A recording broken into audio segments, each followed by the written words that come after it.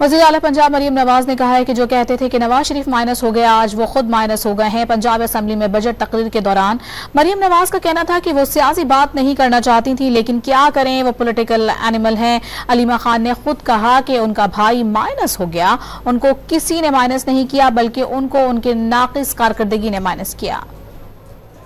एक बात करती चलो, मैंने आज पॉलिटिकल बात नहीं करनी थी, लेकिन क्या करूं, पॉलिटिकल एनिमल हूं।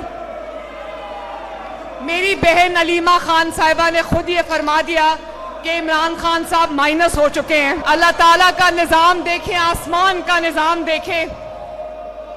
जिनको अपोजिशन कहती थी, उनके मुखालिफिन कहते थे कि नवाज शरीफ माइनस हो चुका है। आज हम नहीं कह रहे, उनकी अपनी जमात, उनके बहनें कह रही है कि इमरान खान माइनस हो चुका है, और उनको किसी ने माइनस नहीं किया। उनको उनकी नाकिस कारकर्दगी ने माइनस किया। अवाम ने वो फर्क देख लिया है, जान लिया है। मैं अपोजिशन के इन भाई और बहनों को दावत देना चाहती हूं कि आपने इवेंचुअली हमारे पास ही आना है।